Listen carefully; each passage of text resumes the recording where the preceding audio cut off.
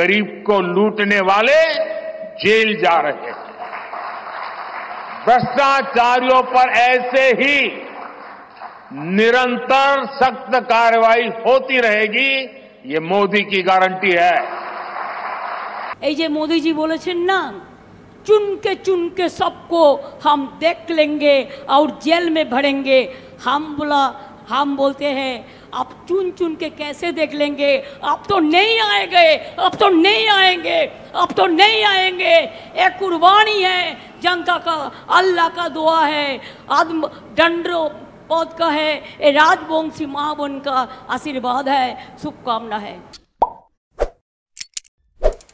नमस्कार बंधुरा, আপনারা দেখছেন পারফেক্ট পলিটিক্স, সাদা বাংলায় রাজনীতির কথা।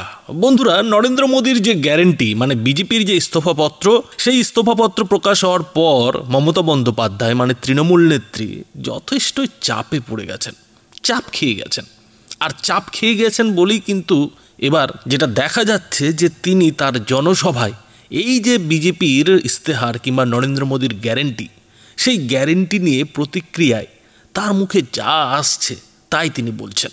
তিনি দাবি করছেন যে নরেন্দ্র মোদী কি করে জেলে ঢোকাবেন, কেননা ভোটের পর তো তিনি আর আসছেন না।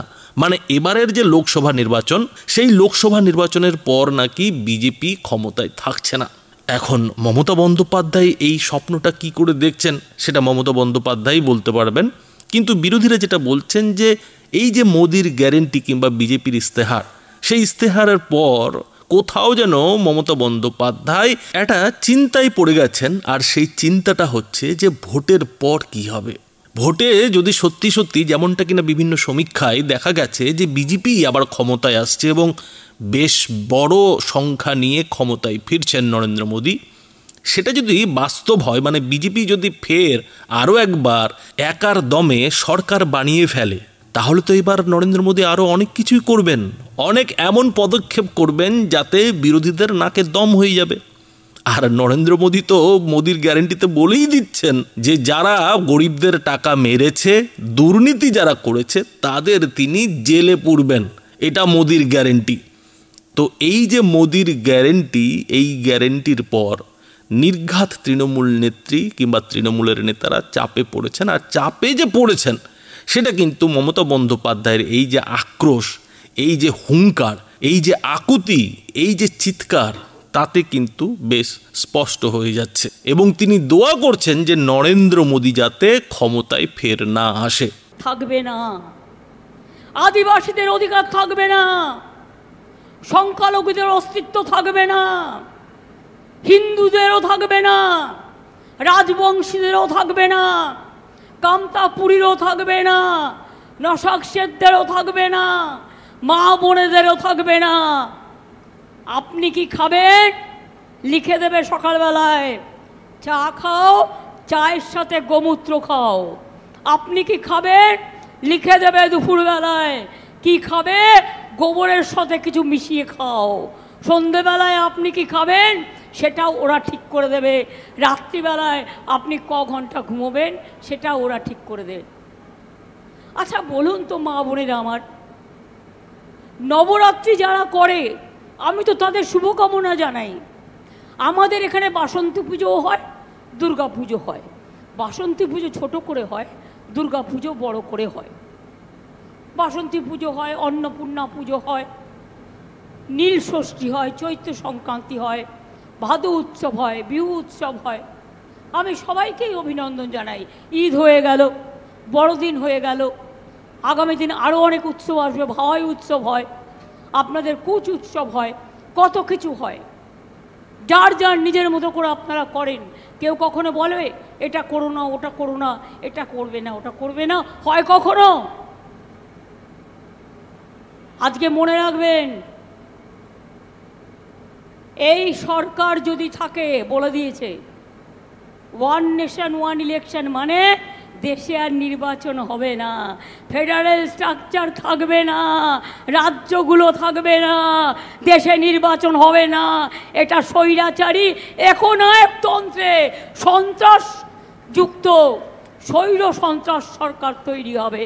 তবে বিরোধীদের কথায় তৃণমূল নেত্রীর এই যে দিবাস্বপ্ন, দিবাস্বপ্ন বলেই কটাক্ষ করছেন, কেননা আর যাই হোক তৃণমূলের পক্ষে তো বিজেপিকে আটকানো সম্ভব হবে না। মমতা বন্দ্যোপাধ্যায় যদি 30টা সিটেও জিতে যান, সেই 30টা সিট দিয়ে বিজেপিকে কি আটকানো যাবে? নরেন্দ্র মোদীর প্রধানমন্ত্রিত্ব কি মমতা বন্দ্যোপাধ্যায় আটকাতে পারবেন? অনেকের মতে মমতা বন্দ্যোপাধ্যায় এখনও মনের মধ্যে আশা করছেন যে 30-35খানা সিট যদি তৃণমূল কোনো রকমে জোগাড় করে ফেলে, আর কিছু যদি একটা অঘটন এই নির্বাচনে ঘটে যায় যে যারা মোদী বিরোধী যেসব দল, সেই সব দল যদি জোড়া তাপ্পা দিয়ে একটা সরকার বানানোর ক্ষমতায় চলে আসে, তাহলে তৃণমূল এই 30-32টা সিট দিয়ে একটা কিং মেকারের ভূমিকা পালন করতে পারবে। এইরকম একটা আশা, দুরাশাই বলুন কিংবা আশা বলুন, সেই রকমই কিন্তু একটা দুরাশা কিংবা আশা মমতা বন্দ্যোপাধ্যায় এখনও মনের মধ্যে পুষে রেখেছেন। বলা যেতে পারে না, দুনিয়াতে অনেক অঘটনই ঘটে, তো সেই রকমই যদি কিছু একটা অঘটন আল্লাহর দোয়ায় হয়ে যায়, সেরকম কিন্তু একটা ইচ্ছে মনের মধ্যে মমতা বন্দ্যোপাধ্যায় পোষণ করছেন। কিন্তু বিরোধীরা যেটা বলছেন যে ওই যে কথায় আছে না যে আশায় মরে চাষা, মমতা বন্দ্যোপাধ্যায়েরও অবস্থা হয়েছে সেটাই। কিন্তু আশার পাশাপাশি রাজনৈতিক বিশ্লেষকদের অনেকেই যেটা বলছেন যে মমতা বন্দ্যোপাধ্যায়ের মনে এই যে নরেন্দ্র মোদীর গ্যারেন্টি যে তিনি দুর্নীতিগ্রস্তদের জেলে ঢোকাবেন, সেই গ্যারেন্টি নিয়ে কিন্তু কোথাও একটা মনের মধ্যে ভয় কাজ করছে। আর ভয় কাজ করবেই বা না কেন? কেননা এরই মধ্যে অভিষেক বন্দ্যোপাধ্যায় কিন্তু আতশ কাচের তলায় চলে এসছেন। তার হেলিকপ্টার কিন্তু নির্বাচন কমিশন আইটি রীতিমতো আতশ কাজ দিয়ে খুঁটিয়ে খুঁটিয়ে দেখছে। গতকাল অর্থাৎ সোমবারই কিন্তু দেখা গিয়েছিল যে অভিষেক বন্দ্যোপাধ্যায়ের হেলিকপ্টারে কিছু একটা বেরোতে পারে, সেরকম একটা খবর পেয়ে ইনকাম ট্যাক্সের আধিকারিকরা ছুটে গিয়েছিলেন এবং দীর্ঘক্ষণ ধরে কিন্তু অভিষেক বন্দ্যোপাধ্যায়ের হেলিকপ্টার পরীক্ষা নিরীক্ষা করে দেখেছিলেন। যদিও যেটা অভিষেক বন্দ্যোপাধ্যায় নিজেই টুইটে জানিয়েছিলেন যে সেখানে নাকি কিছুই পাওয়া যায়নি, কিন্তু তার ঠিক পরের দিনই মানে আজকে আবার ইলেকশন কমিশনের তরফে বেশ কয়েকজন আধিকারিক অভিষেক বন্দ্যোপাধ্যায়ের হেলিকপ্টার পরীক্ষা করতে যান, যে সেখানে এমন কিছু তো নেই যা নির্বাচনী বিধি লঙ্ঘন করছে, কোনো অবৈধ লেনদেন হচ্ছে। অর্থাৎ অভিষেক বন্দ্যোপাধ্যায় যে ভালো রকমের আতশ কাচের তলায় রয়েছেন সেটা কিন্তু পরিষ্কার হয়ে যাচ্ছে। আর এই সব ঘটনা যত ঘটছে ততই কিন্তু পিসিমণির যে মাথার চুল, সেই মাথার চুল কিন্তু খাড়া হয়ে যাচ্ছে। আর মাথার চুল খাড়া হয়ে গিয়ে তিনি বারবার কেন্দ্রীয় স্বরাষ্ট্রমন্ত্রী অমিত শাহর সেই কথাগুলো আবৃত্তি করছেন, যে কথাগুলো অমিত শাহ এই বাংলায় এসে কয়েকদিন আগে বলে গিয়েছিলেন।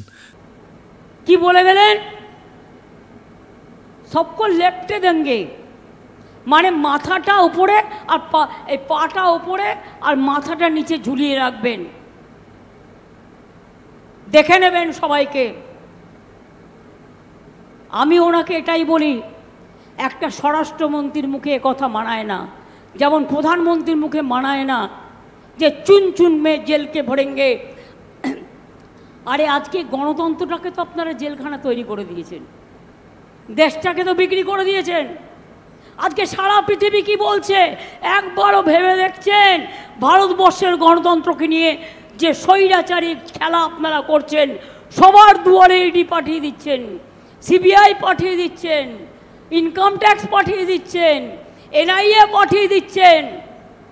অভিষেকের কালকে একটা মিটিংয়ে যাওয়ার কথা ছিল, হেলিপ্যাডে চলে গিয়ে ইনকাম ট্যাক্স বাবুরা হেলিপ্যাডে নাকি হেলিকপ্টারে নাকি সোনার টাকা নিয়ে আসছে।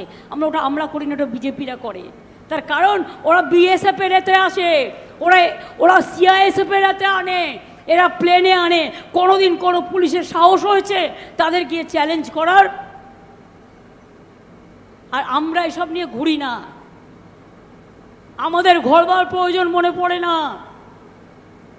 আমরা একটা সিস্টেমে চলি, যখন কিছু থাকবে না মায়ের কাছে আঁচল পাতবো, মা গো একটা টাকা দাও, একটা নোট একটা ভোট। কখনো ভাইকে বলবো ভাই একটা টাকা দাও, বোনেরা একটা টাকা দাও।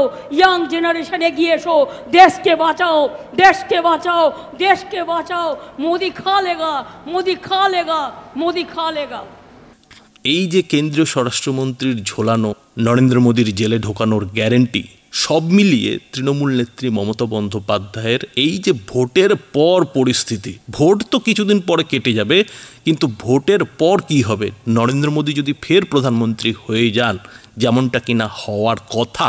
অন্তত এখন পর্যন্ত যা আবহাওয়া, সারা দেশে যে ধরনের একটা মোদি কিংবা বিজেপি সরকারের হাওয়া চলছে, সেটাই যদি বাস্তবে পরিণত হয়, মোদি যদি তৃতীয়বারের জন্য ক্ষমতায় চলে আসেন, প্রধানমন্ত্রী হয়ে যান, তাহলে মমতা বন্দ্যোপাধ্যায়ের কী হবে, আর অভিষেক বন্দ্যোপাধ্যায়েরই বা কী হবে?